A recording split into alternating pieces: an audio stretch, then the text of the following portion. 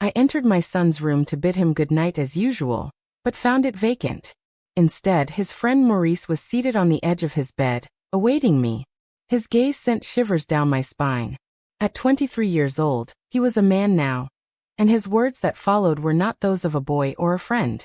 I've never shared this with anyone, not even Perry. Not truly, because that night, something within me altered irrevocably. Before I proceed further, I simply want to express my gratitude for your presence. Whether you are new here or a returning listener, thank you for lending an ear to my tale. If you haven't signed up yet, please do so. Your backing is what empowers this channel to continue. Every like, comment, and share plays a crucial role in keeping these tales vibrant. I eagerly await your click on the subscribe button. It holds immense significance. And don't forget to express your thoughts in the comments section below. Now let me transport you back to the night everything shifted. My name is Rosemary. I reside in a tranquil Tennessee suburb. I am 49 years old, a widow for the past 8 years, and the proud, at times fatigued, mother of a 24-year-old named Perry. Perry has always been an admirable son. Quiet, intelligent, perhaps overly trusting. He shared a best friend since middle school, Maurice. Maurice was the kind of young man every mother desired for their child. Polite, articulate, considerate. However, as they aged, I started noticing peculiar changes in how he regarded me. I'd occasionally spot him observing me from across the kitchen, his gaze lingering too long. I initially dismissed it as innocent. Perhaps it was admiration, perhaps curiosity. I had always taken it lightly, until that particular night. Perry mentioned earlier about going to a friend's for a game night, so when I noticed Morris's car still parked outside, I assumed he must have left with someone else, an occurrence not unusual. However, the sight of Maurice alone in Perry's dark room, seated on the edge of the bed as if he had been waiting, was anything but ordinary. I inquired softly, "Everything okay?" He rose slowly and approached me. "He wanted to speak with you, only you." A lump formed in my throat. "What about?" I asked. And then came his words. "You seem lonely. I've noticed it in your eyes. I don't think you've genuinely smiled in years. You deserve to be noticed." My body stiffened. My mind screamed, but my chest burned with a sensation I couldn't identify. I took a step back, only to find myself cornered against the door frame. I was trapped in a moment I never expected. His voice was hushed, soothing, intimate, and all I could do was listen. I ought to have instructed him to depart. I should have declared, "This is incorrect." However, what I uttered instead continues to torment me. I murmured, "Why this moment?" His response shattered my heart, as if it were glass under strain. For I am weary of feigning indifference. The following morning, I barely recognized myself in the mirror. The sun ascended as usual over our tranquil Tennessee neighborhood, but nothing within me remained unchanged. My home still exuded the scent of brewed coffee and cinnamon candles, yet the atmosphere felt altered. It was heavier, as if remorse had settled at the kitchen table, daring me to express my feelings aloud. I evaded it, him, and the memory of being in my son's room while his friend gazed at me as if I were more than just a mother, but someone he desired, someone he perceived, and I despised myself for not departing swiftly enough. I am Rosemary, aged 49, a widow, a mother, someone who had spent the last 8 years feigning that solitude wasn't consuming me. However, that morning, I acknowledged that pretending could only mask the truth for so long before signs of distress appeared. I replayed our conversation in my mind, not focusing on his words or actions, but on how I allowed it to persist, how I permitted myself to feel desired. Perry arrived home at midday. He kissed me as usual on the cheek, sat on the couch, and began discussing sports scores that were meaningless to me. I merely nodded and smiled. Inside, I was shattering. Then he inquired, "By the way, did Maury visit last night? He mentioned he might deliver something." The mention made my throat constrict. I suppressed it and responded, "Yes, he did." "Did he convey anything else?" My heart momentarily halted, only to confirm that he was planning to depart soon. Perry nodded, then resumed texting. I moved towards the kitchen, and felt close to fainting against the sink. The anguish surpassed any storm I'd ever faced. My entire life revolved around safeguarding my son, Yet now I harbored a secret that could destroy him. Not just him, but Maurice as well. A week later, I received a text from Maurice. "Let's talk." I chose to disregard it, but another message arrived 2 days later. His words were straightforward and stern. "I didn't mean to alarm you, but I meant every word."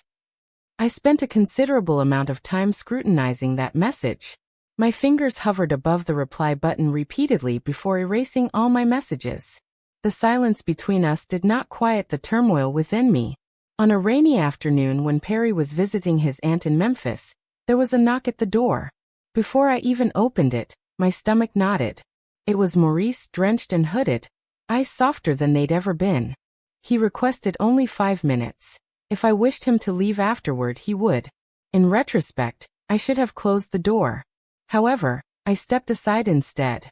He positioned himself at the couch's edge, much as he had at the side of that bed earlier.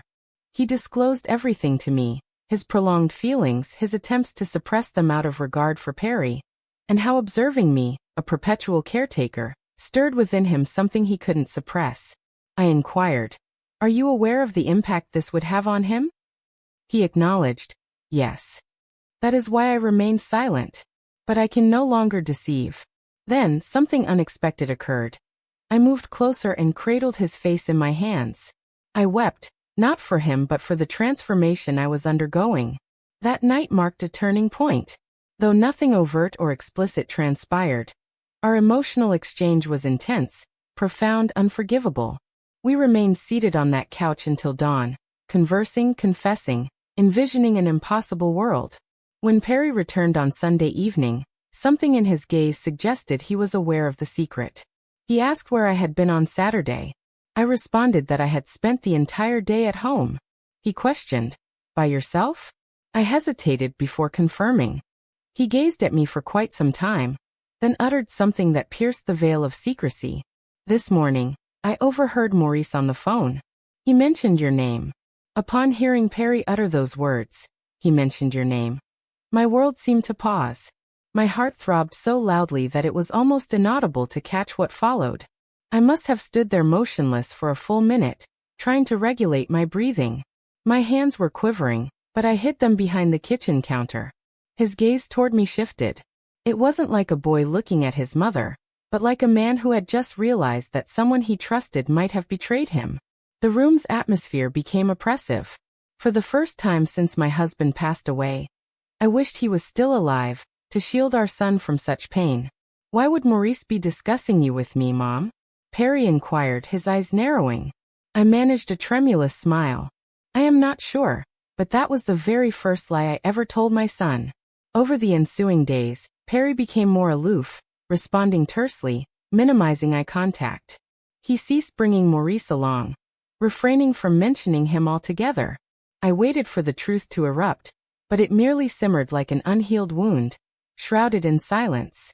I tried to immerse myself in work, religion, gardening, anything to divert my thoughts from the escalating tension among the three of us. However, one evening, upon returning from the grocery store, Maurice was waiting on my porch. "Rosemary," he said. "He knows something." I acknowledged with a nod. "I know." He moved nearer. "I can't deceive him," I whispered. "We must. This isn't about us." Maurice appeared distraught. And truthfully, so was I. There was an odd elegance in our past experiences, a softness I hadn't felt in ages. But it held no place in reality. Not between a mother and her son's confidant. Not in a home still haunted by reminiscences and sorrow. The subsequent day, Perry broke down. He banged his bedroom door shut, stormed into the living room and demanded, "Simply tell me the truth. Was there an incident involving you and Maurice?" My mouth gaped, but no response emerged. He retreated. That's all I needed. That night he packed a bag, stating he was heading to his cousin's in Chattanooga, claiming he didn't know when he'd return. Tried as he might, Maurice couldn't reach him by call or text. Within a week, Maurice departed town. No farewell, no resolution, just vanished. I remained behind in the tranquil house, all alone, haunted by unerasable memories and guilt I could not hide. Time ticked on, then one day a letter arrived, handwritten from Maurice. "Rosemary, I left because I couldn't bear to watch you shatter any longer. I never intended to wreck your family, but every word I said to you was sincere. I pray Perry will eventually forgive you. And may you find forgiveness for yourself too. You deserve love. Even if it wasn't supposed to be me. I clutched the letter against my chest, sobbing for what seemed like eternity. 6 hours passed before Perry returned home. He entered, dropped his bag, and met my gaze. I don't despise you, he said. But I don't comprehend you either. And I'm not prepared to discuss it now. Then he ascended the stairs. That was all. No embrace. No comforting words. Just silence. Perhaps that was the best outcome I could anticipate. The reality is, a fleeting moment of vulnerability can alter everything. You believe you know how you'd react. You think you possess the fortitude to depart. But life delivers a moment veiled in solitude, and it presents a question you never imagined having to answer. I erred in my response, and I will bear that burden forever. If you have reached the conclusion of this narrative, thank you for your patience. I understand this one was tough. It wasn't neat, it wasn't ideal, but it was genuine. Sometimes, authentic life leaves you with wounds instead of resolution. Don't forget to share your views in the comments below. I'm eager to hear your unique perspective. Go ahead and press that like button, share this tale with someone who might benefit from it, and don't forget to subscribe for more touching, emotional stories. Until our next encounter, be kind to your heart, for it retains all memories.